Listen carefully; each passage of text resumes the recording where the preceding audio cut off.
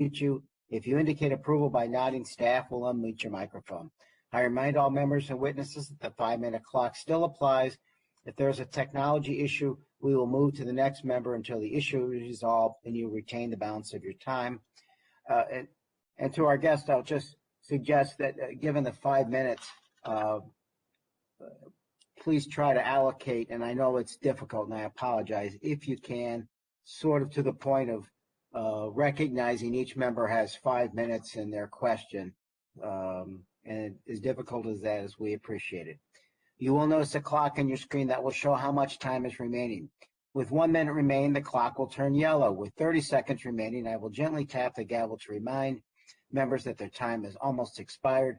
When your time is expired, the clock will turn red, and I will begin to recognize the next member. Finally, House rules require me to remind you that you have set up an email address to which members can send anything they wish to submit in writing at any of our hearings or markups. That email address has been provided in advance to your staff. I am going to keep this opening statement very brief so we can leave ample time for questions. It should be noted that we are honored to welcome the 75th Postmaster General of the United States, Louis DeJoy, today. Appointed by the Board of Governors of the Postal Service, he started his tenure in June 2020. We want to thank you, sir, for being here today. The reason I said it's special notice, it has been nearly 20 years since the U.S. Postal Service has testified before this subcommittee. So there's 20 years of catching up to do. But obviously, this hearing could not have come at a more important time, given the extraordinarily vital role of the USPS during the pandemic. We're glad to have this hearing today. By delivering food, medicine, personal protective equipment, and other essential equipment during the pandemic, it has literally saved lives by helping Americans maintain social distance, limiting the spread of COVID, and allowing people to vote safely. Let me say this. Mr. DeJoy, you and I spoke the other day. We recognize there are a lot of issues. Let this be a hearing where we talk about those issues and solutions and, in a sense, cut to the chase. I've had 1,000 postal cases in my district since the beginning of the year. We typically have 500 in a year. That being said, I will tell you that I want to help. I know this committee and Congress wants to help. We want to find solutions working with you.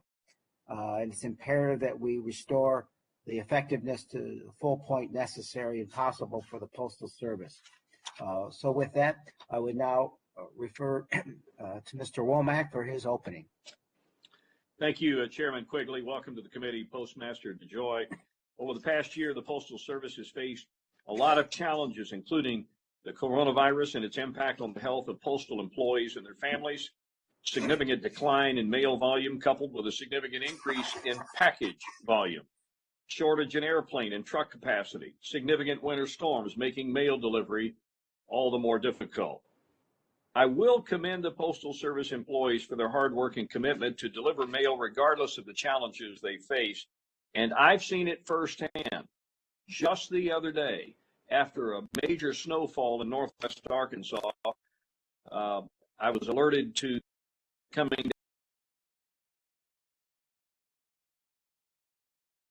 service.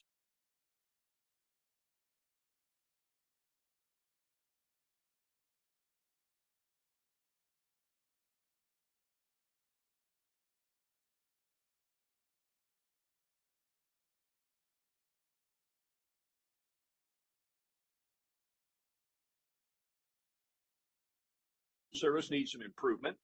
Delivery standards have declined, resulting in holiday gifts arriving after the holidays, payments sent through the mail arriving late, resulting in fees and interest charges for many Americans, and challenges for businesses that use the Postal Service to receive supplies and deliver products. In addition, the Postal Service is not on a sustainable fiscal path.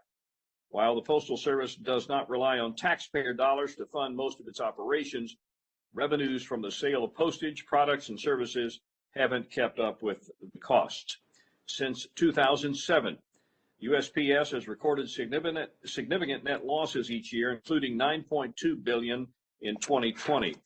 I understand that without significant reforms, you're projecting to lose $160 billion over the next 10 years.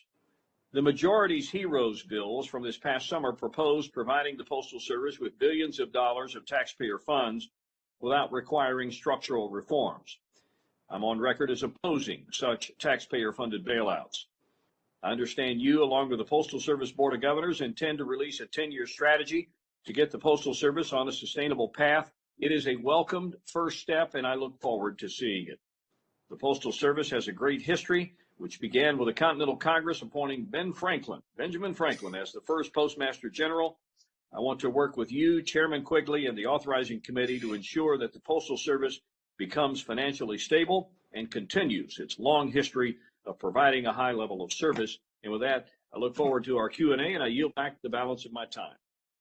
Thank you, Mr. Ranking Member. I now recognize the Chairwoman of the Appropriations Committee, Ms. Delauro. Thank you very much, Chairman Quigley and Ranking Member Womack, for holding this vital hearing. It has been almost a year since the United States Postal Service Board of Governors selected you, Mr. DeJoy, as the 75th Postmaster General of the United States. Since then, the Postal Service has frankly become wholly unrecognizable from what it once was. Under your leadership, on-time delivery for something as simple as a letter to a loved one declined to just 60% and has still not fully recovered.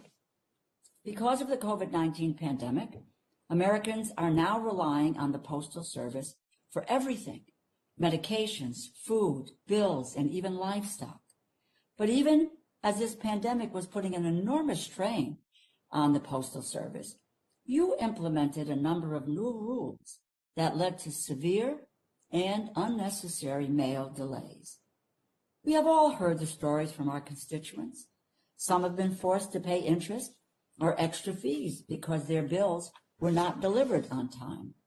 Small business owners are losing money in the mail, and those who are sick are waiting days, if not weeks, for life-saving medications. In my own district, I heard from a veteran whose insulin arrived 3 days late and who had to get to the VA to provide the dosage he needed in order to survive. An immunosuppressed constituent of mine waited 17 days for a shipment of medication to go from Main Street in East Haven, Connecticut, to New Haven, Connecticut, 4 miles away. And I heard from a small business owner in Milford who was facing financial hardship because hundreds of client payments have never arrived. Though he has since been able to track down 80 pieces of mail, 50 of which were client payments, and 30 of which were bills he had to scramble to pay. About 200 pieces of mail are still missing. I want to take a page from what my colleague, Congressman Womack, said. I want to commend our postal workers. They know how to deliver the mail. They've been doing it for a very, very long time. What's happened at the post office is unacceptable. And frankly, your leadership of the Postal Service, in my view, has been an utter disgrace. It is simply inexcusable that even after all this hardship, you are working on a new strategic plan that would permanently slow first-class mail and abandon current service standards. And perhaps even more outrageous, even after Congress provided $10 billion to the Postal Service in the CARES Act to help address the impacts of this pandemic, you continue to put the health and safety of your employees at risk. It is my understanding that almost 56,000 postal employees have tested positive and 170 have died. I'm appalled. My constituents are as well. It is time for you to put an end to these delays, restore service and reliability, prioritize the health and the safety of the American people.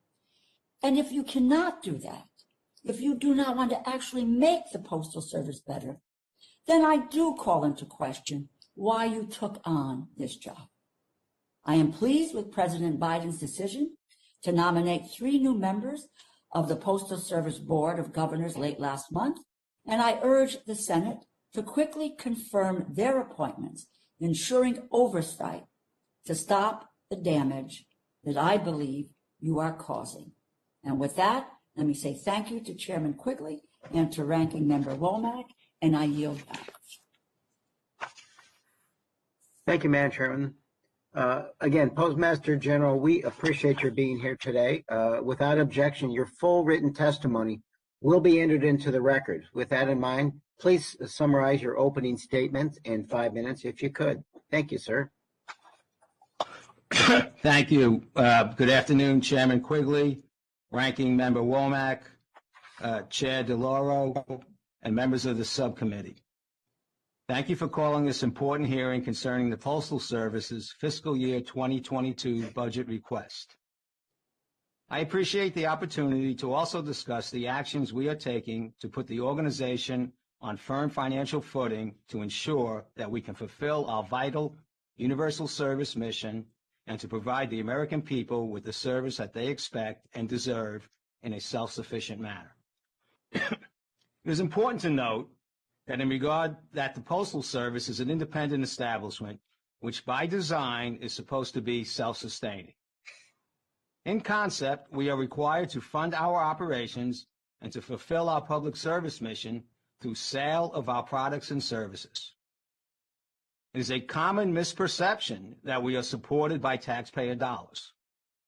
To the contrary, with a narrow few exceptions, the expectation that is built into law is that we will run our business efficiently and in a manner that produces enough revenue to pay our own way. One of the narrow exceptions is that when Congress created the U.S. Postal Service in 1970, it pledged to appropriate funds to pay for the cost of certain subsidized postage that it deemed worthy of public support. There's only 10. Such as free mail for the blind and overseas voting. I view this promise as consistent with the mandate that we be self-sustaining, since if Congress required us to undercharge for certain services or to provide other services for free for public policy reasons, it makes sense that Congress should pay for those services or make up the difference. My written testimony details our fiscal year 2022 budget request for these reimbursements, which total $330 million and includes revenue foregone amounts. Let me place our relatively modest but no less justified budget request in context. Much more comprehensive action must be taken if we are to have any hope of revitalizing the Postal Service. The hard reality is that years of financial stress, underinvestment, unachievable service standards, and the lack of operational precision have resulted in a system that does not have adequate resiliency to adjust and adapt to changing circumstances. I expect and do not shy away from your own observations and questions about recent service performance in your home districts. Confronting and understanding the problems with service is an essential diagnostic step toward finding solutions. My time at the Postal Service has been focused on just such a diagnostic process. I acknowledge that our current service performance is unacceptable and that the status quo should be acceptable to no one. But I also believe that the solutions are within reach if we can agree to work together. In that regard, we have developed and will soon announce a plan to revitalize the Postal Service and ensure financial stability and service excellence that embraces our vital public service mission and the continuation of six-day delivery. Our 10-year strategy will reinforce the Postal Service's obvious strengths and address our obvious weaknesses, and enable us to continue to meet the needs and expectations of the American people and our universal service mission. The key commitments of this plan will include, number one, a commitment to 6- and 7-day-a-week delivery service to every address in the nation, not just because it is a law, but because it is a key ingredient to our future success.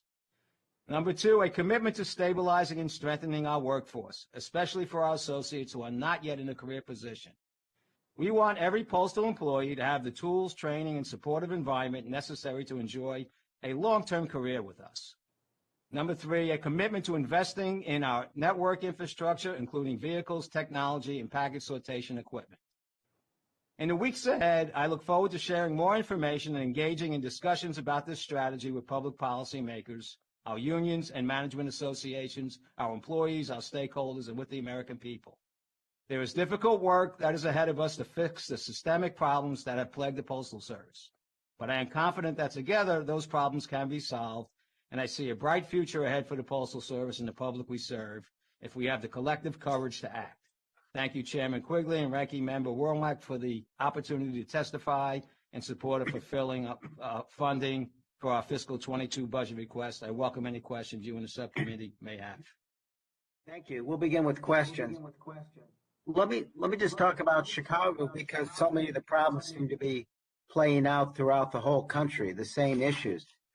Let me ask you point blank. The fact that we have mail service problems, people not getting mail for long periods of time are insufficient, and all the other complaints you got. Can you be as specific as possible? Is this a workforce shortage? Is this, to a large extent, being backed up because the service couldn't handle the dramatic increase in package delivery? Is this because of air service issues? Is it because of anything else mechanical, distribution centers, processing equipment of any sort? So to the extent you can be as specific as possible in Chicago, and as it plays out the same way through the rest of the country, why do we have these severe problems near the holiday, and why are they still playing out? Thank you, and that's a fair question. And if given the time, I can address it in a robust manner. Number one, our network and financial condition and service have been eroding for years. We have been in a bad business model that has been allowed to exist both by the Congress and by our regulators, and by efforts by previous management teams, for the most part, have been stymied, and in some cases, their own reluctance to take on the challenges that needed to be taken on to address the change. Our performance during this peak period is a result of extreme change in the dynamics of our market, meaning packages, significant increase in package volume, which from a cubic movement standpoint, which is how we go about delivering our service. A tractor trailer of mail would hold 500,000 pieces. A tractor trailer of packages would hold 5,000 pieces. We do not have the ground transport or physical distribution capabilities, both from a space standpoint or equipment standpoint, to handle this. And there have been extreme delays throughout the whole system, starting from the peak period. Now, also, we have had historically significant turnover in the pre-career aspects of our workforce. This year, we hired 200,000 people and didn't move the top line number of 650,000 employees an inch. Right? Many of the career employees who have leave and were in fact had to deal with the growing reach of the pandemic as we moved from March of last year into the end of this year. It spread more around the country, and we had tremendous more employee availability problems and absenteeism, which was filled by temporary hires. These were almost got to a point where there were day workers asked to operate our machinery in our plants, and they walk in our plants and they see the type of environment that they need to work in, and many just turned around and went home. We had pockets like in Chicago, Detroit, Philadelphia. We have 750 routes. We only had 400 carriers to go out on a day. The pandemic, the Postal Service experienced the pandemic like everyone else. And the final thing is, if we got mail and packages for the most part throughout the nation to our delivery units, we delivered over 98% of the time, over 97% of the time. And that's the strength of the organization. And that's part of why I'm optimistic about how we go about fixing it. But we had days where I delivered 40 million packages in one day, and the next day could only do 30, yet we had 150 million packages in the system because we could not get it to the delivery units. They were caught up in plants. They were caught up in trucks. They were caught up on terminal handling processes with airports and so forth. And with those packages goes mail. And we threw everything we had at it, and it just wasn't enough. System was. No, and I appreciate that. I'm gonna abide by my own rules and move on. And next questions will be by the ranking member, Mr. Womack. All right, so mail volume down 42%, package volume up 120%. You've already spoken to how that's impacted your organization. So, I mean, those are numbers that speak for themselves. So my question is, what is it? And maybe I'm asking you to kind of give us a glimpse into your 10-year plan. What is it that we need to do in order, because, you know, coronavirus has caused a lot of people to shop online. I get that. I'm an ex-mayor, so I mean, I know the shopping habits of people. And that being the case, I think we've trained people now to shop more online. I am not optimistic that the traffic at the malls that once upon a time, you know, was pretty robust is ever going to get back to that number, because people now are comfortable shopping in pajamas by logging onto their computer. So what are you doing? What should we be doing in order to be able to adjust to this change in the mail volume? Yeah. Thank you. Thank you for that. The first thing I would say, sir, is that while everybody recognizes the decline in mail volume, and that has been happening over the last 10 years, over 40%, and is projected to continue to decline another 35 to 40% over the next 10 years. We have not adjusted adequately enough for that change in our operating structure. We still have many mail sortation machines in our plants. We have transportation that runs 30% utilized to around the country. To deliver mail. So we have to recognize that and make the changes that are necessary to address that. The second thing is the package volume, which is tremendous more cubic volume that is moving around the country. And as you note, the projections are anywhere from over the next 10 years, 6 years to 7 years, could double. We see consumers ordering smaller things online, getting more into consumables and so forth. And this is where I am optimistic about how we move forward. Our carriers reach, even during the pandemic, 161 million addresses every single day. And we do that at a 98+% hit rate, which is an unbelievable accomplishment and the strength of the organization. And yet our package delivery volume we only deliver about 35% of the packages that are delivered in the country. We need to reorganize ourselves, which is part of what this plan will do to address the marketplace. But we also need to get better at operating our network as a whole. And this plan is about service excellence moving forward at affordable prices. As I said, I'm committed to maintaining 6- and 7-day-a-week delivery. It's about investing in the organization. Our plan will have some big numbers investing into the organization and workforce, approaching $40 billion. It's spurring innovation for growth, which prior to the pandemic, we were losing ground on the package market. And it's about following the law and becoming self-sustaining. And some of that requires legislation. The Chairwoman Maloney is working on her bill to integrate Medicare, which is something that is an unfair burden on the organization, and we would look for everyone's support on that. So I'm optimistic. All right, I want to move to the second part of my question, and I call it price to delivery model. Is our price to delivery model right? Is it up to date? Is it sustainable? Or how would, and maybe I'm not using the right term, but I call it price to delivery because there's a certain amount of costs that go into getting a package or a letter wherever from point A to point B. So speak to that for me.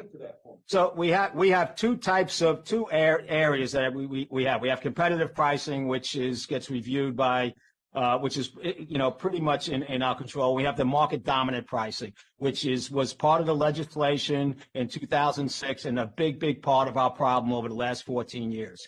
Right? This was an experiment which really we were frozen in a business model, pricing and volume relationship and cost relationships that were established in 2006.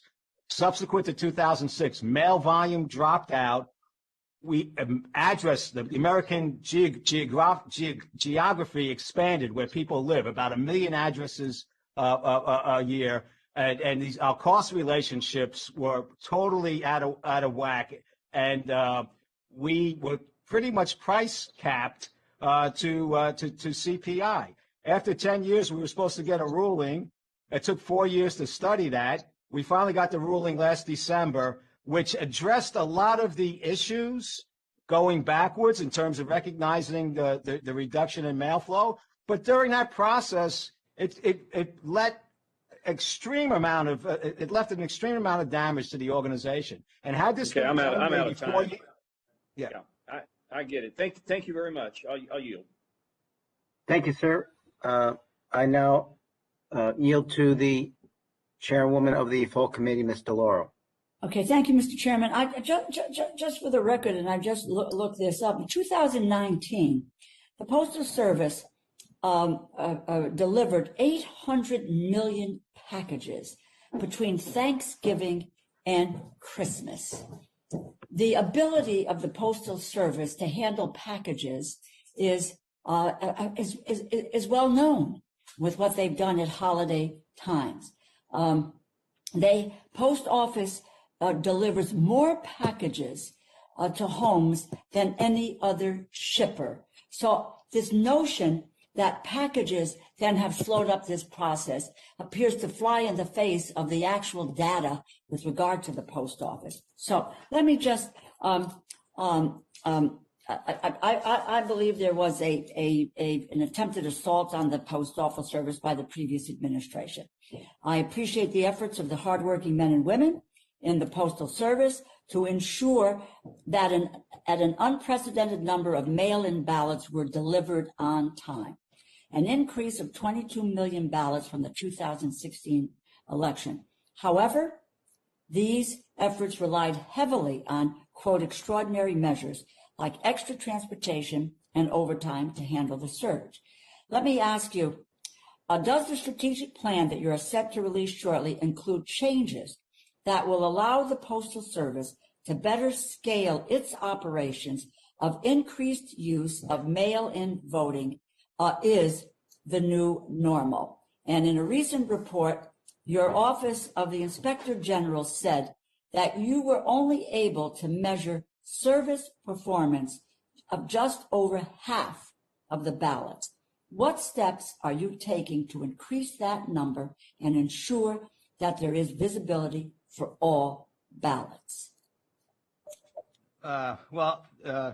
Chair, I thank you for recognizing our ability to deliver packages.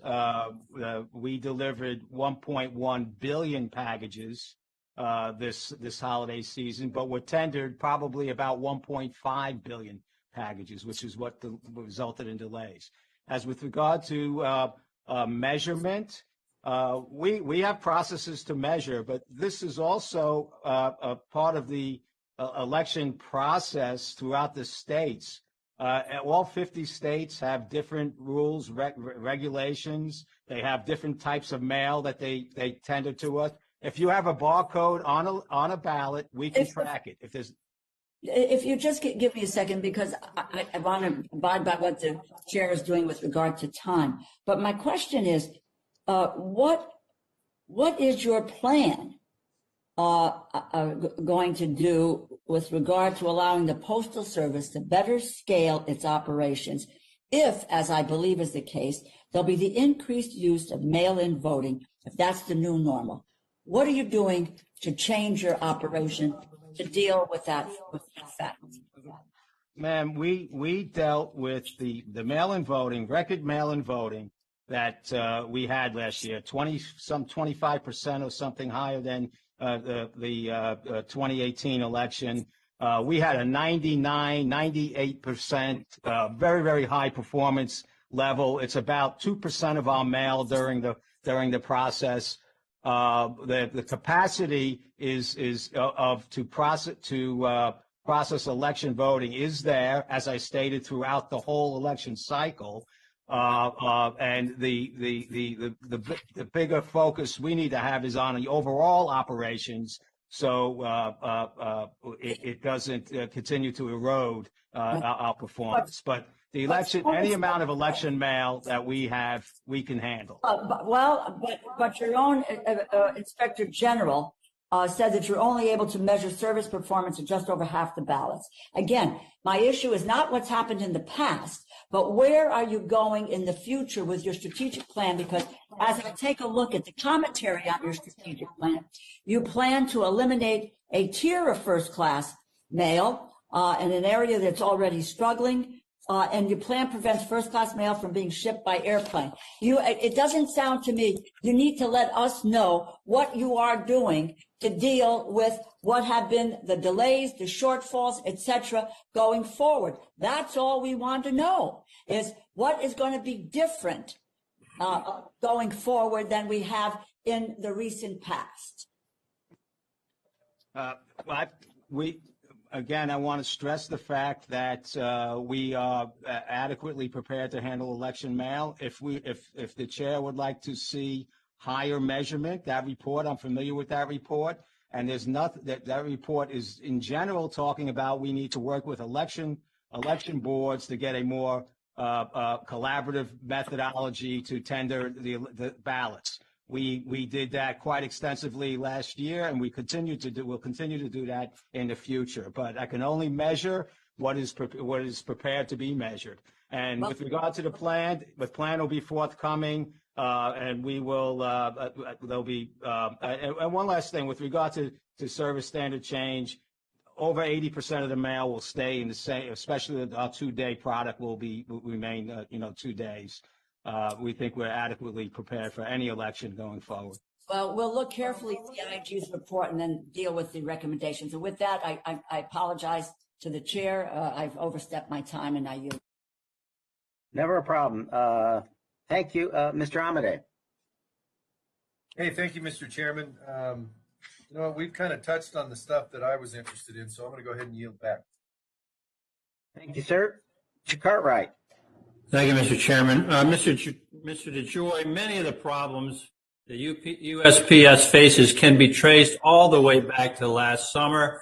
The chairwoman is correct. Last summer, there were efforts to dismantle mail sorting machines, cut overtime, restrict deliveries, remove blue mailboxes, all in the name of operational efficiency. I have no doubt you'll attempt to deny these actions or justify them as you have previously, but we've all seen the reports, and my constituents did not experience an increase in efficiency in any way.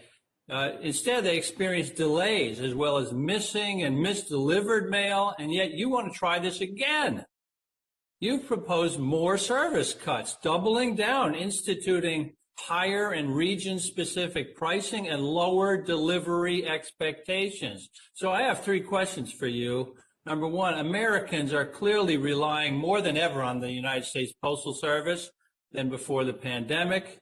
Why are you doubling down on the policies that have led to massive delays? Number 2, how would doubling down on these policies help create these issues, help Americans receive their mail on time? And number 3, given the severe issues that the Postal Service has faced since you were appointed Postmaster General, can you explain why you think you are still qualified to hold that position?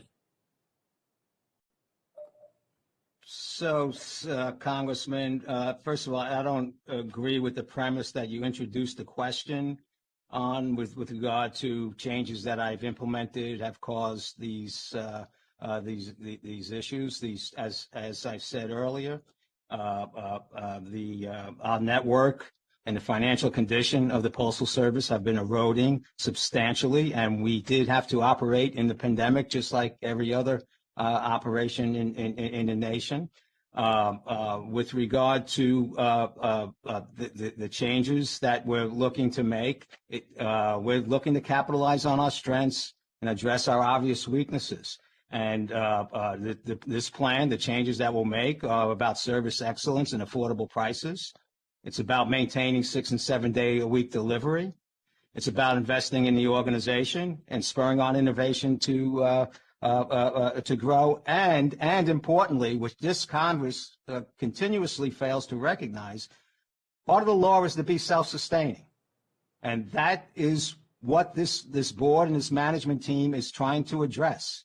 We suffered almost $10 billion of losses last year. We suffered almost $80 billion of losses over the last 7 years. If I paid all my bills, I'd be out of money tomorrow. And, you know, I'm trying to take this board and myself and this management team, we're trying to take seriously the issues that face us, is that we're in a broken business model and changes need to happen. When we roll out our plan, I think any reasonable person will understand the challenges that we face, but they will also see the optimism of the plan. And why should I stay? Because I'm committed to seeing this change. I have the expertise to do so, and I have the tenacity and the stamina to undergo this type of questioning. Well, Mr. DeJoy, on December 21st, 2020, I wrote you a letter asking how you plan to improve delivery standards given the many concerns that the people in my district in northeastern Pennsylvania have shared with me about their mail service. I received your response, which stated you were doing everything you could to provide timely and efficient service. That was December. Christmas is over. The election is over. It's now March, and things are simply not getting better in northeastern Pennsylvania. What is it that has caused these delays to continue well into March? What is the USPS doing to ensure these delays are resolved as soon as possible? And specifically, how are you dealing with staff shortages to ensure there are enough workers to do the work that is necessary? A fair question. Throughout the country, in different, especially in urban areas, we have had absentee issues with regard to carriers. But for the most part, throughout the nation, if mail and packages got to our carriers, we delivered at over 98% of the time. We have had we have hired over 200,000 people in less than a year trying to fill positions.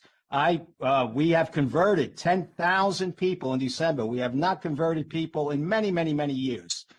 So we're very committed to try and stabilize the workforce. It's my number one thing I'm focusing on. I've been working with our union leadership on this to change the trajectory of our turnover in that area. But the rest of the problem, sir, is not at the delivery units. It's in our network. We have standards that require flying planes. We don't own any planes. We overwhelmed all the aircraft that we could have. We were significantly short on aircraft to move volume around. Our trucking network is problematic, but we also overwhelmed that in terms of capacity. We bought every bit of transportation we could get, and we could just wasn't enough. Now, with regard to March, we were still delivering peak season volume all through January. We delivered 1.1 billion pieces up to the end of the year, and had it took us January to work it down, and then we got hit with the storms. I woke up, I came in one morning, and the winter storm was there. 71 million addresses potentially impacted. Many of our hubs, that got down to about 20 million. Many of our hubs were frozen. We could not get mail and packages through the network. So the problem, sir, is bigger than just your locality. It's a network operation, and our network is in bad shape. Mr. Chairman, I have no further questions for the witness. Thank you. Ms. Stewart, please. Yeah, thanks to the chairman, ranking member, and of course to the Postmaster General. I do have a couple questions. Before I do that, I'd like to, just express a view that I recognize you took on an enormous challenge, and perhaps there have been mistakes made along the way. I think that's probably true of any of us who would take on such a big challenge. I do think some of the criticism that you've received here today is probably exaggerated. Some of it is unfounded. Again, I think we can do better. I hope you can do better. I think you're clearly committed to doing better. But in my view, too, it's a little bit like assigning a new captain to the Titanic after it's hit the iceberg and then blaming that captain for the damage and the catastrophe that took place before. I mean, the challenge of the Postal Service is a generational challenge. This is something that's been years and years in the making, and it's going to take a little time to fix it. So once again, I want and encourage you to continue to make the reforms that are necessary. But I feel a little bad that some of the criticism that you've received here today, I just think is unfounded and as I said, exaggerated. Having said that, let me ask you a couple questions, and I can ask them both and then let you answer. The first is the ability of someone in China to create malicious drugs, very deadly drugs, fentanyl being the worst example because it's so compressed and so easily shipped via mail. And the reality is that many times that's shipped through the U.S. Postal Service. In fact, it's probably the primary vehicle for these deadly drugs that are created and manufactured overseas to be brought into the country. And I'd like you to address how and what you've done already, and how you intend to address that in the future to make Congressman Stewart, sorry to interrupt, sir. Could you please turn your camera on per House rules? Yeah, I've got my camera on here as far as I can tell. And it says my camera is on. All we see is your name, sir. Yeah. Well. Anyway, please continue. Yeah, I mean, mine says if you want me to stop my video, I'm happy to do that. There you go. Oh, you were on. Okay. I don't know what's going on. I'm just going to continue. You can deal with. Now go ahead. Talk to me about how you're going to stop the fentanyl, particularly and other drugs from coming in, and then very briefly address the 10-year plan, how you're going to protect rural postal service. It's very important to my district, important to the West, other rural parts of the country, and we've got to assure our constituents that their rural service will not be interrupted. Yes. Well, thank you for your question, Congressman. I'll start with the second one first. With regard to rural Americans, as I said, I am committed to 6 and 7 day a week delivery to every address in America. This is and our board is committed. This is a very strong position that we are taking in our 10-year plan. And as you know, sir, when the pandemic hit, we saw that many of these areas, these rural areas, were not delivered to by many private enterprises. And that is what the essence of the Postal Service was founded around, is trying to serve every American. So with regard to that, our plan stays committed to 6 and 7 day a week delivery. And so that's that one. With regard to China and as you know, the STOP Act, we've been working with Senator Portman, the CBP, the State Department, everybody on the STOP Act, and have been monitoring the traffic coming in. Our inspection service is very, very involved in monitoring traffic coming in from overseas. And quite frankly, it really has come down from China. I don't remember all the specific numbers. I get briefings every month. Most of the volume now is coming in, winds up coming in, through southern border and through the mail, I believe. But we are very close. We extended the STOP Act was supposed to be implemented at the end of the year. It got pushed out to March 31st. It's a multiple agency, all of government type of initiative that's going on, and we're very close to having a a sampling plan, an identification plan, a compliance measurement system to really address foreign entry into the mail system. We still have, domestic issues that we have to confront. Okay, well, again, my time has expired. I hope you will concentrate on that. I think it's incredibly important to our culture and society that we not have access to such deadly drugs as simple as a mailbox away. And again, the rural communities are so dependent on you. So thank you. Apologize if my video is not working. It's on now.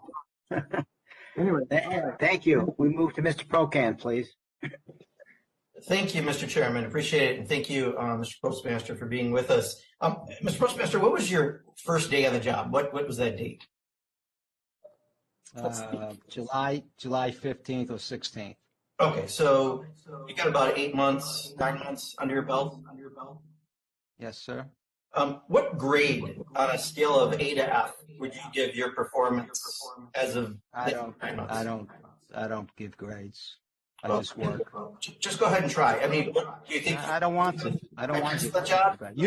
Why don't you give me a grade? Well, I'm going to ask you, what grade are you? Excellent. I'm not going to give myself a grade. Are you satisfactory?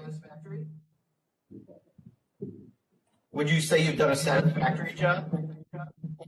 Cartwright needs to mute his Say. microphone. We're getting feedback. Mr. Postmaster General? I'm sorry, I didn't hear the question when he. I was just trying to ask what grade on an E to F you would assess the performance you've done.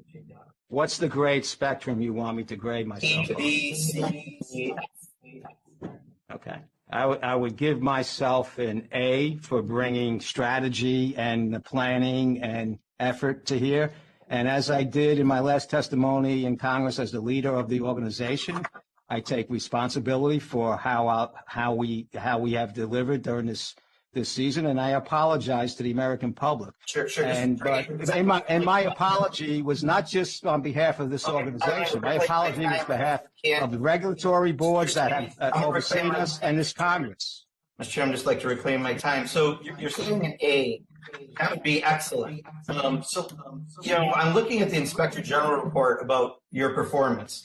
They said that you communicated primarily orally, which resulted in confusion and inconsistent application of operational changes. They said you implemented changes without completing a study or analysis of the impact of changes. They looked at performance of first class postage delivered, went down to below 80%. First class pre-sort, first class packages and priority all declined in performance. When there was a court order asking you to roll back some of those changes, we actually improved the delivery times on these changes that you made, from dismantling equipment to not paying overtime to not hiring an adequate amount of people at holiday season, your organizational structure, and more. So let me ask two questions, and I'll ask them together and you can answer them together. First one is, do you really think that is excellent service, for the first question? And the second question is, let me ask you specifically about my state of Wisconsin, because unfortunately my numbers were worse than the national numbers. So in Wisconsin, our first class mail delivery dropped to a low of 63.69% the week of December 19th. And outside of some challenges from the holidays, the week of September 19th, it was 77%, while the national rate was at 84%. So first question is, do you think you deserve an excellent grade? Second, are there specific problems that are causing delays in Wisconsin, and what are you doing to address those? So I'll take the second one. There are specific things that are affecting mail being delivered in Wisconsin and mail being delivered around the rest of the nation. I can't get the mail there. All right. I have more mail than I have ability to transport it throughout the nation. I have more mail and packages than I have ability to process in our plants. And as we were coming off that big peak volume, we had a storm. So that is the majority of the. So if I can just interrupt for a second, Mr. Postmaster General. So we do get storms in Wisconsin. We've had them since I had hair. I have a similar haircut, so I think you know what I'm talking about timeline-wise. It's been a while, but So therefore, this situation is new to you about having a bad mail service in Wisconsin? No, it is new, the bad service. Snow isn't new in Wisconsin, but under your leadership, bad performance has been unfortunately increased in Wisconsin, and I'm trying to get that. I know that you've taken, and some of this happened prior to you, taking some of the sorting and processing outside of various parts of the state, but it was pretty clear that our rates are pretty awful. So you're excellent, your grade A service. Why is it having such a bad impact to Wisconsin? Well, I think, well, first of all, I disagree with how you interpreted the OIG's report and what the OIG's report says, okay? Because many of these things with removing collection boxes, removing sorting machines, which were 30% underutilized. Even the collection boxes that were moved, there are regional and local practices that enable those things to happen. Been going on for many, many years before I got here. And it was incorrectly associated with my directive and had no impact on mail delivery. So we're focused on the wrong things. The thing that I did do, sir, was try and get the trucks to run on time. We had a COO, 7 area VPs. They put together a plan to try and run the trucks on time. It failed. We eventually recovered after 2 or 3 weeks. It had nothing to do with federal orders, judge orders, and so forth. So you're putting together a whole bunch of activity, which the Postal Service does endeavor in. We have 650,000 people and deliver to 161 million addresses a day, and you're conflating a lot of things, sir, to come to my grade. So I want to stay with my position. Sorry. And I appreciate that. Let me move on to Mr. Joyce, please.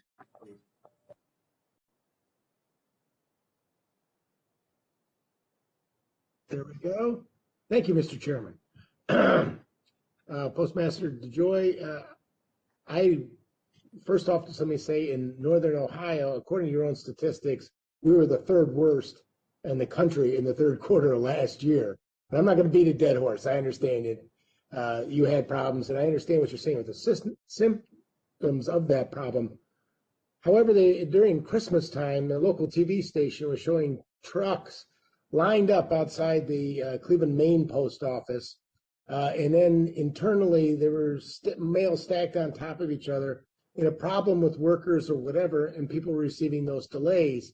I know that you're working on a 10-year system of trying to get the strategy of trying to cure many of the problems we're hearing here today. Could you enlighten us on what that 10-year strategy looks like?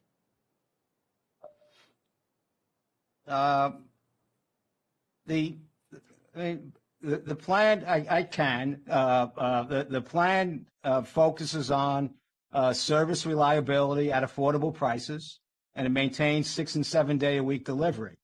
As we back up from that, we have had significant issues in the alignment of our network.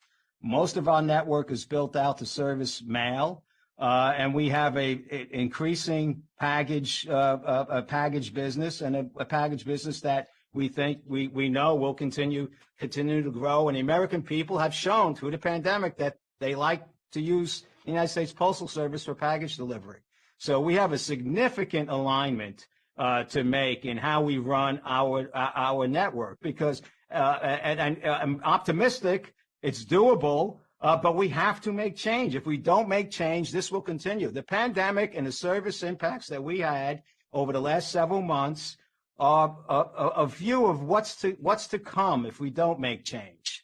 We could be running trucks around the country with 10 pieces of mail on it and continue to have package business erode as it was doing before the pandemic.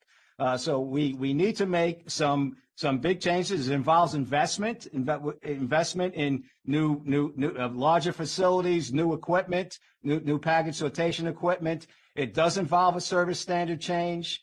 So the service standards that we have now have not been met in the last 7 or 8 years. They're not achievable in the current environment. We cannot go to California from New York in 3 days without going on planes, and we don't own planes. Fair enough. I get those logistic problems, but if I'm not mistaken, part of your business model with these packages has been the last leg, if you will. and working those packages into the rural areas where it's not cost efficient for UPS or FedEx or Amazon or other delivery services to go. What's your plan for the rural, if you're trying to condense the system, what's your plan for those rural areas in your 10-year strategy? So I am very, very committed, sir, to the rural areas. And the plan that you're talking about with regards density, that the private carriers were going after dense areas and packages and leaving the Postal Service to do rural. And that's where I get back to the standpoint that we're only doing 35% of the deliveries in the nation. Our plan is about growing in that business, and the rural areas will be. This board, myself, and this management team are very, very committed to keeping our service, to rural America. And when we roll out the plan, you will see that a big part of this is to attain financial sustainability and have revenue growth to help offset. To become self-sustaining, which is part of the mission. There's two things in the legislation that we have: be self-sustaining and deliver 6 days a week. And we're going to continue to do that. And we think that those are very those are things to be proud of as an organization, and they're achievable. But we need to make other change. We cannot stay where we are right now. Thank you, Mr. Chairman. I'll yield back at this time. Thank you. Ms. Lawrence, please.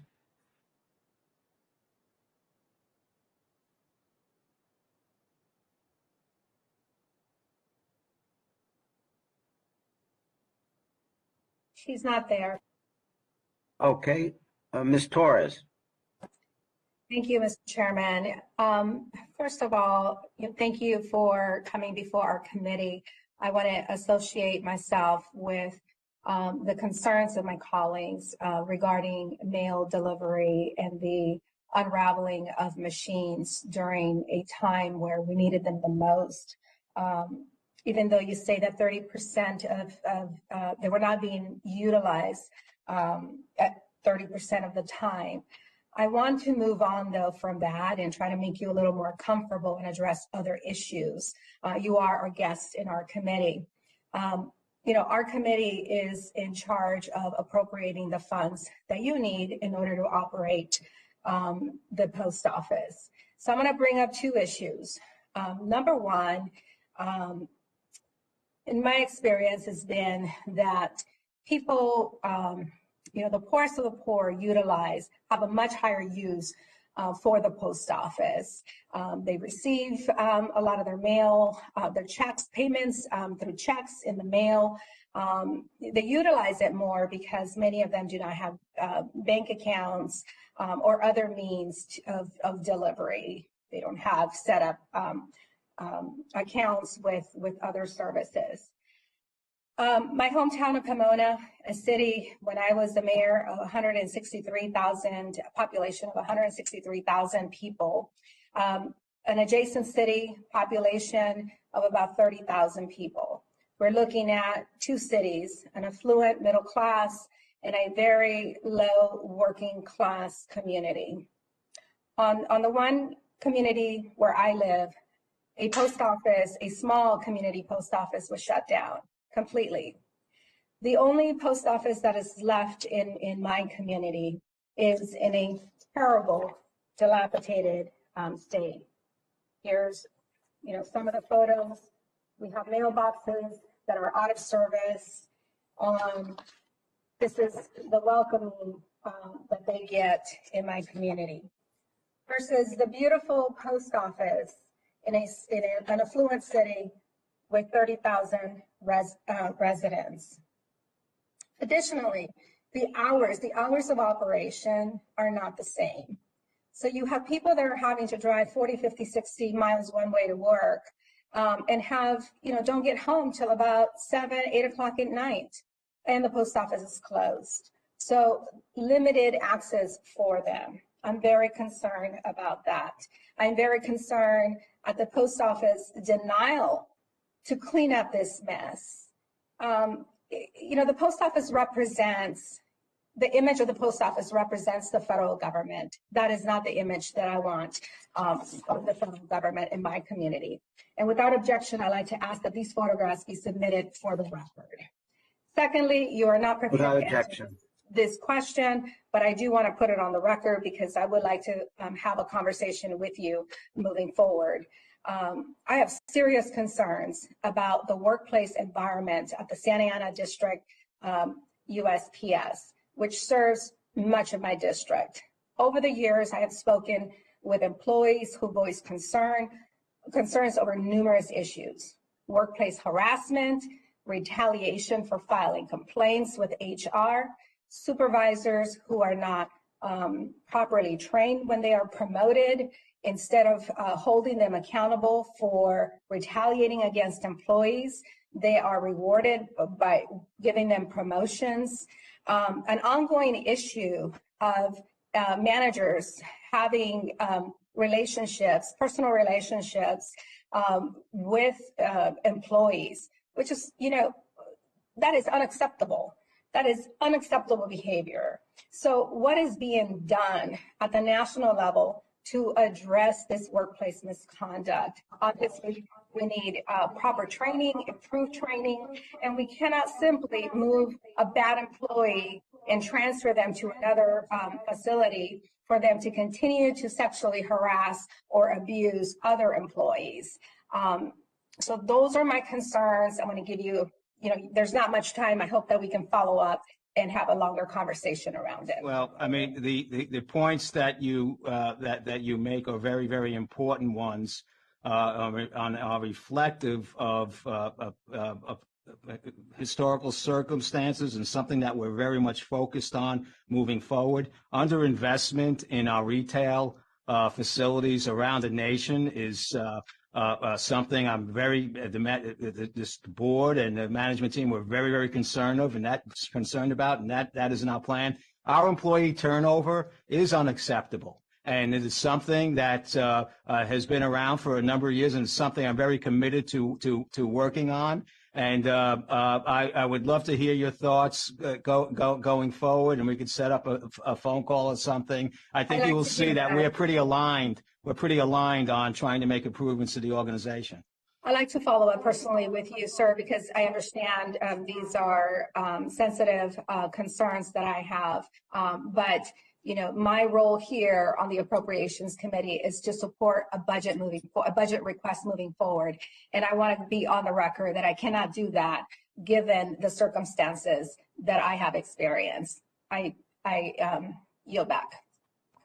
But if I could add to that just one thing, and hopefully you will reconsider. The part of the reason for the situation where we're in is we lost almost $10 billion last year, $8 billion the year before, and on and on and on. We have many unfunded mandates within that are put on us by Congress. There are many limitations that are put on us by Congress and our regulatory board. So I would ask that you reconsider. This is a small amount of money here for the blind and for overseas voters. I understand all your concerns, and look, I can assure you we're trying to address them. But pulling money away from us is not is really not going to help. We encourage and thank you for agreeing for the communication. I do need to go forward. Ms. Lawrence is now recognized. Thank you for being here again. It's my understanding last week the United States Postal Service announced the following organizational changes. You're consolidating 67 postal districts into 50. New district territories will be aligned with state boundaries.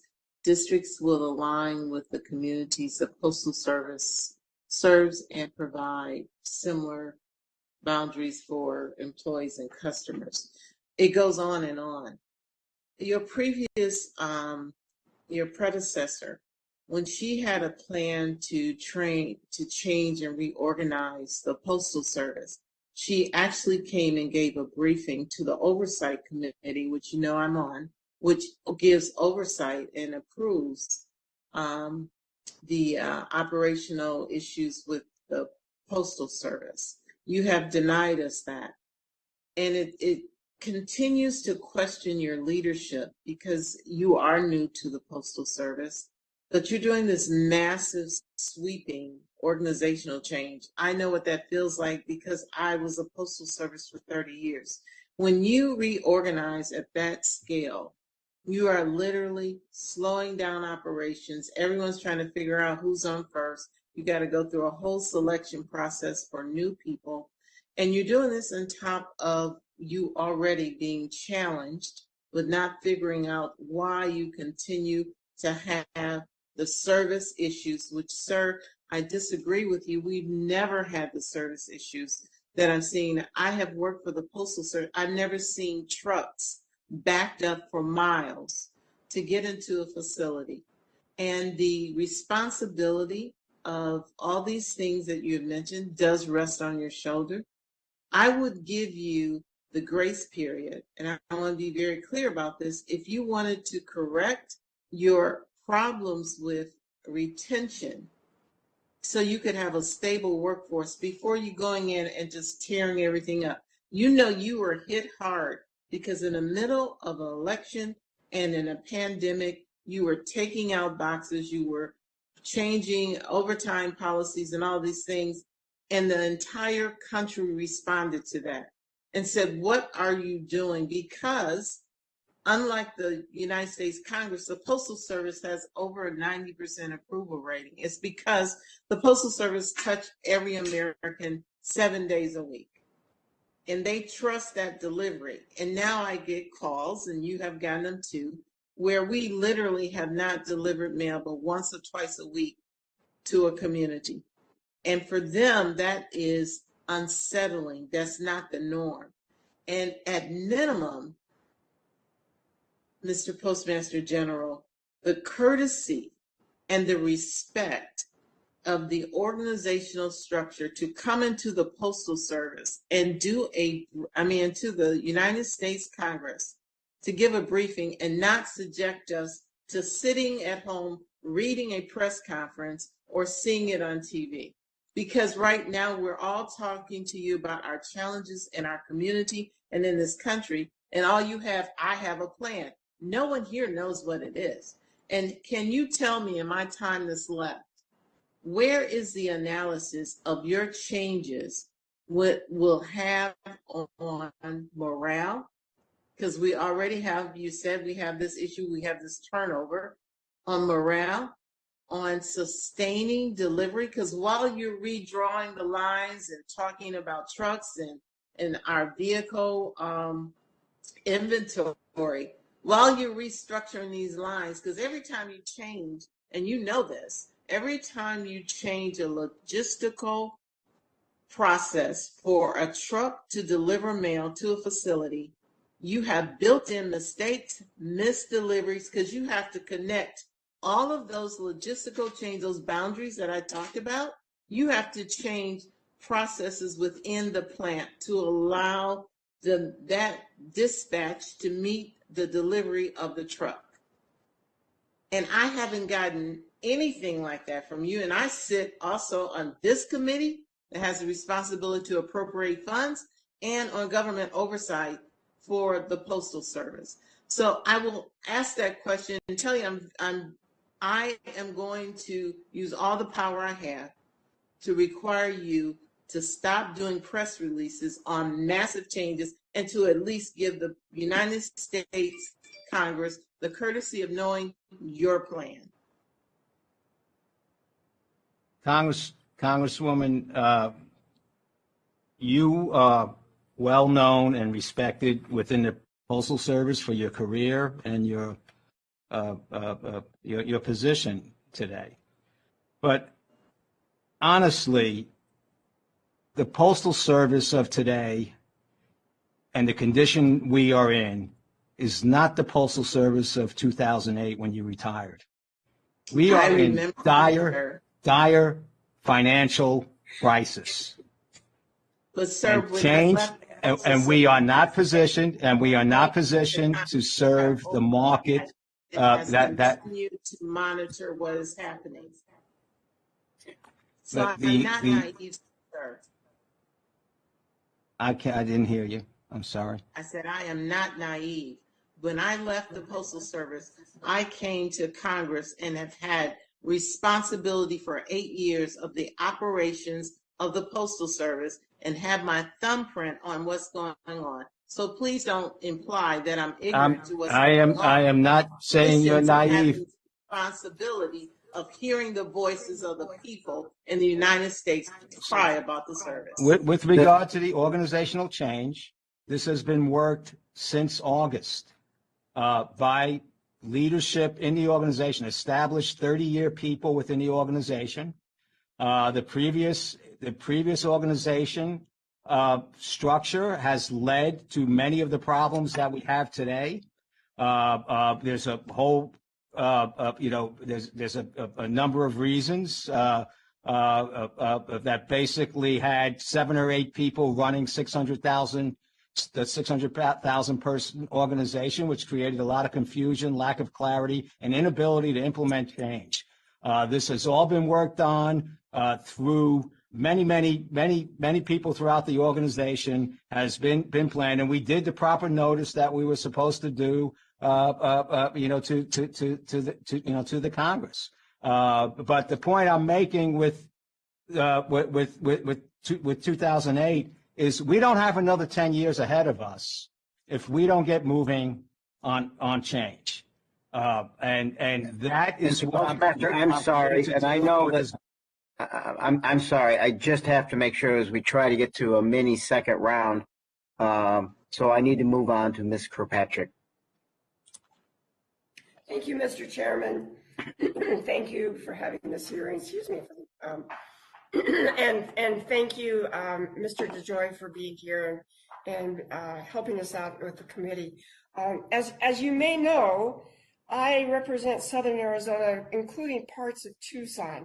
So back in 2011, the Postal Service moved to consolidate the Cherry Bell Processing Center in Tucson and targeted it for permanent closure.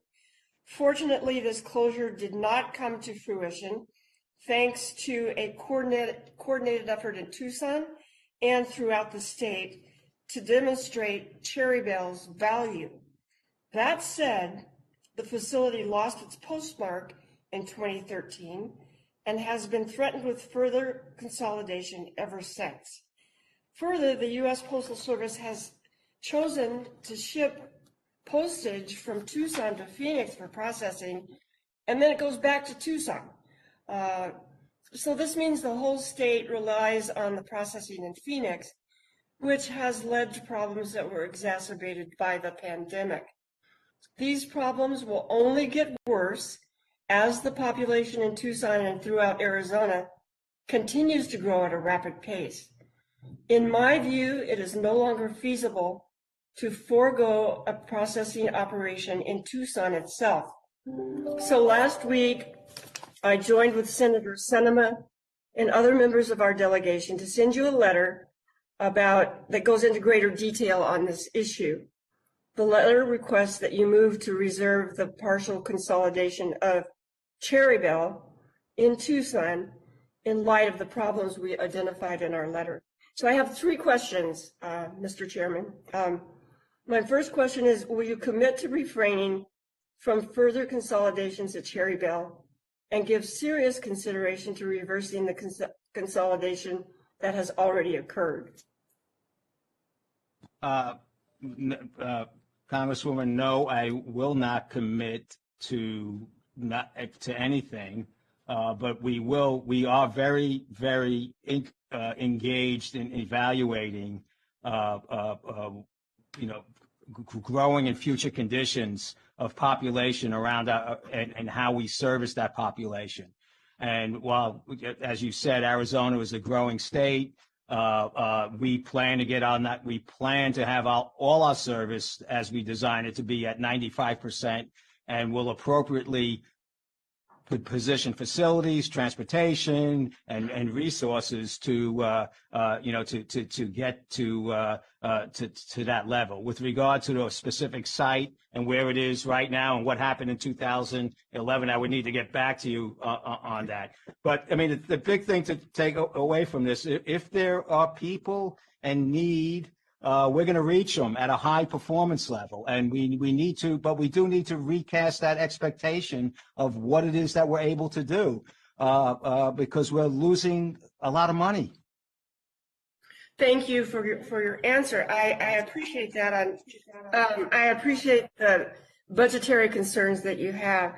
My second question is, and you partially answered this, will you commit to taking in population growth when you're considering further consolidation or closures?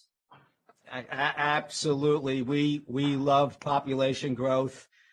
We know we have to go where there's people, and that's a big part of how we plan to grow. In this plan, I will say, this plan has some $20 billion of growth, and it's dealing with the changing economy and reaching out to where the people are with the appropriate services and a reliable and a reliable time frame. So I suspect, based on what I hear and know, that Arizona is going to be in good shape going forward. Yeah, well, good. And part of my district is rural, and I represent lots of veterans who live in rural Arizona, and they rely on the Postal Service to get their medications. Many of them live in areas where there's no community health center, no doctor, and you've just done a really good job for our veterans, and I want to applaud you with that. So, my third question is, do you think it's efficient to ship Tucson's postage up to Phoenix for processing and then ship it back to Tucson for distribution? So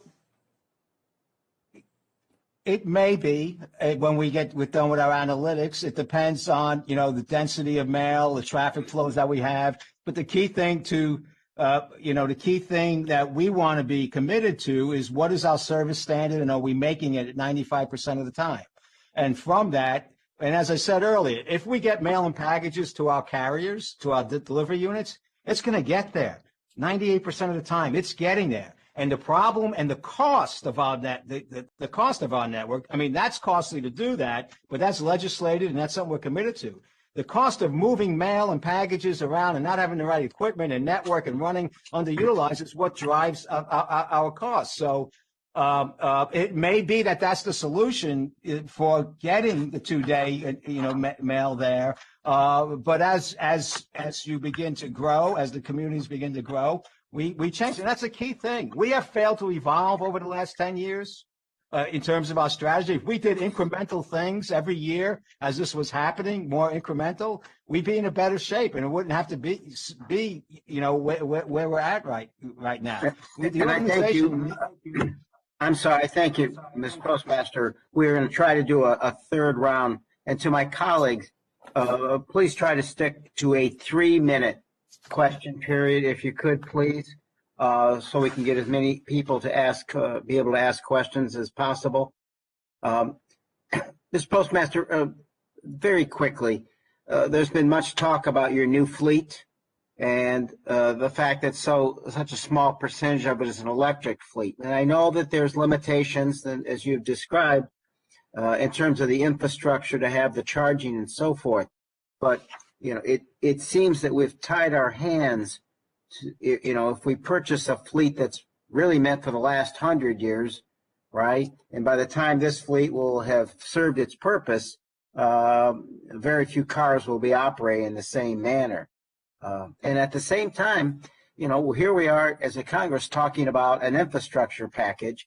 It would seem that before you go forward and lock things into a plan that's hard to change, you have the communication with us to talk about how to work together toward this end. And I know there's an issue between where these vehicles are built. That's not the question here. The question is, I'm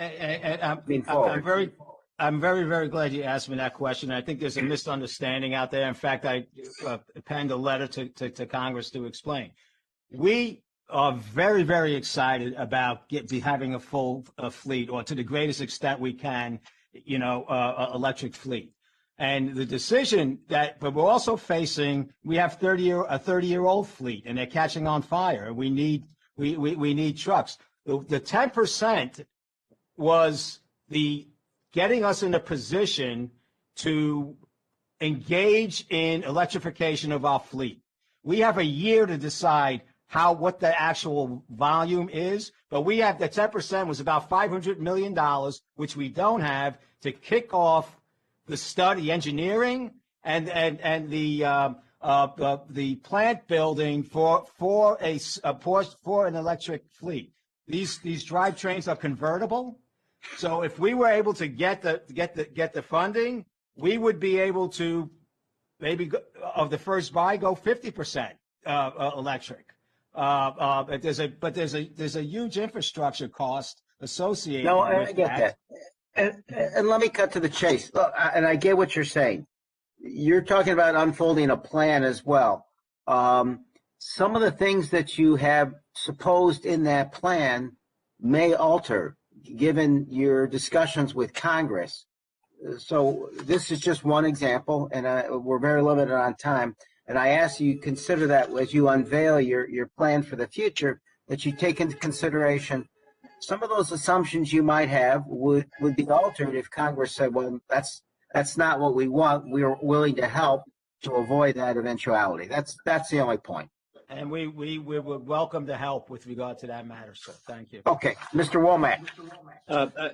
Mr. Chairman, I don't have any further questions, and in the interest of time, I'm going to yield my time back and thank the Postmaster General for his time today. Thank you. Thank you. I would move on to Mr. Cartwright. Just one question, Mr. DeJoy. The USPS has this pre-funding requirement for health care and pensions for many years into the future. That was enacted in 2006. Successive members of top management at the Postal Service have expressed a wish that were not the case, which is a burden that no other governmental related agency faces. And last year in the U.S. House, we passed the USPS Fairness Act, which had more than 300 co-sponsors, including more than 6 Republicans. What is your position on that, Mr. DeJoy? Do you think it's advisable that we pass that, and will it help with budgetary problems? That's a very important question and a big part of our plan, sir. I've been working with our team here, with our union leadership, to get two things out of legislation. One is the integration of Medicare and eliminating the pre-funding requirement. I've been up to on the Senate side, on the House side, speaking with different members. It's very important. It's about $50 billion to us over the next 10 years, and we hope that the Congress sees this through. It's very, very important to our future. Thank you. I yield back, Mr. Chairman. Thank you, sir. Mr. Joyce?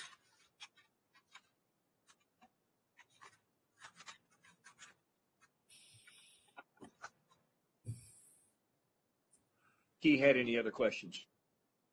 Okay. Mr. Pocan? Thank you, Mr. Chairman. Thank you, Mr. Postmaster General.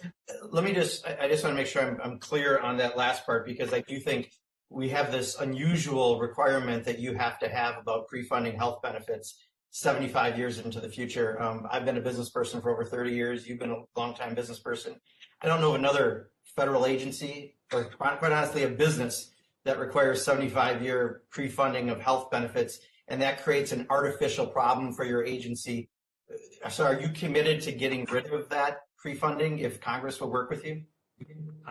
Sir, very, very important, and the steps are important too. And thanks for the opportunity here. First, most important thing is requiring the integration of Medicare. That is going to be somewhere in the $30 billion thing. That's the first step. And the second step is eliminating the pre-funding requirement, which is about $13 billion to us over the next 10 years. Anything you can do to help us with that, the whole organization would really really appreciate. And it's a big part of our plan, and we're working it hard. I give you an A grade on that answer. I want you to know that. I'll take it. Last thing, and I'll yield back after this. Very happy that the contract for the vehicles is going to Oshkosh, Wisconsin. They're an excellent provider, and we're strongly supportive of that. So thank you. I yield back, Mr. Chairman. Thank you, sir. Thank you.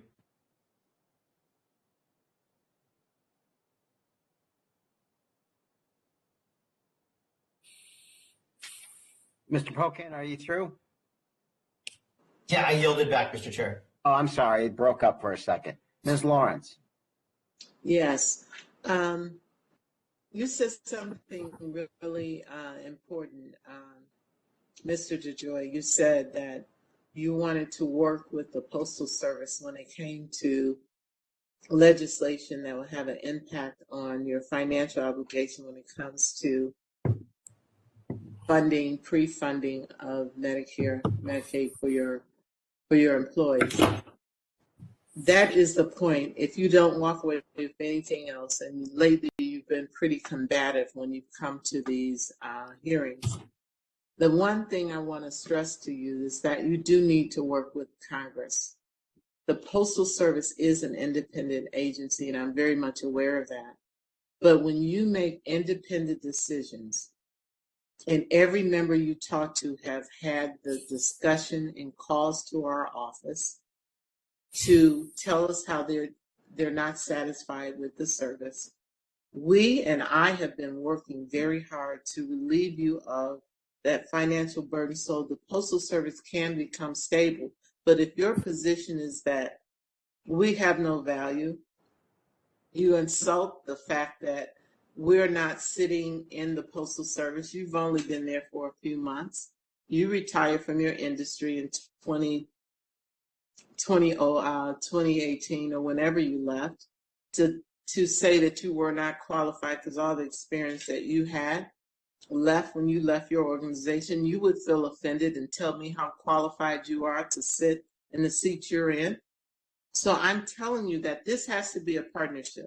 And again, I will stress, coming before Congress and the Oversight Committee and to this body to outline your plan. If your plan is one that will work, improve standards, because what we were told is that you're going to reduce the delivery standards and suggest that we raise the cost of postage. And that's not acceptable. But if there is a plan that supports modernization of the Postal Service, if it's a plan that's going to help us to keep a workforce, then we can work together. I don't want to be in this position again where we're going tit for tat and you seem annoyed and arrogant about answering the questions. We must work together because the Postal Service is bigger than you and I in the short period of time that you'll be serving in the 30 years that I put into it. And I pledge to you today that my objective, sir, is to make it where we have a Postal Service that works for the American citizens and one that we both can be proud of. And I'll yield back, sir. Thank you. I appreciate those comments, Congresswoman, and I will work to have further discussion with the Congress as we move forward with the plan, and happy to meet with you. And yes, there are times when where I leave these sessions, I'm a little embarrassed about my behavior, but I would also offer, I've been accused of many things every time I come in front of the Congress. And I am a human being, and I am trying to do the right thing. And I apologize to you if I have offended you in some way. I didn't really mean to. I meant to get my points across because they're very important, to the organization. So I look forward to speaking with you again in the future on the details of our plan. And thank you for your comments. I appreciate both of your comments. It's helpful. Ms. Torres, please. Thank you, Mr. Chairman. I just want to yield some time to our guests to, we didn't have a whole lot of time for you to answer my concerns, and I understand that they're delicate, and we may not be able to discuss them openly. But I want to yield my time to you in case you want to cover anything. Certainly the dilapidated state of the post office in my home city and threats to close another post office in the city of Ontario that has the community, very nervous. Yes, ma'am. I will go back and look at the details of your district, but I will say on all those aspects, and you're talking about employee morale, which leads to employee behavior. You're talking about how we represent ourselves and our physical assets for communities, and it gets up into our service. This is where the organization is at right now, right? And it's been a long time coming, I think when we get our plan is about improving every aspect of that. So there is a tremendous, we're earmarking $40 billion to reinvest in our into the organization. A great deal of that is in our retail centers. Trying to get our pre-career turnover rate down to under 40-something%, which is where perhaps the situations that you're talking about, where they really where they happen the most. It may not be in our long-term career employees, but we have basically a two-tier system. While it should be an apprenticeship that leads to long-term success, we need the structure for viability, financial viability. We could have managed it a whole lot better, and are going to, as we move forward. Long term, we are looking at our interaction with the American public. We're trusted, but I want to be used. This plan is about being used more and about being modern and being reliable at 95% in everything that we say that we do. So I sense I appreciate your concern, and I sense your interest and empathy for that environment. And I promise you that is something on the top of our list and our plan, and I look forward to working with you to get some more insight on specifically the specifics of what you're talking about. Thank you, sir. Mr. Chairman, I yield back. Thank you so much. Mr. Womack, do you have any concluding remarks? I am finished for the week. I completely understand. Mr. Postmaster General, we want to thank you for being here today. I think you can understand the passion and the interest this issue has created, and we have our moments, but I do believe there was some connection today and some communication, and that's extraordinarily important. So we want to thank you for being here. We will now conclude today's hearings. I ask members to submit any remaining questions into the record.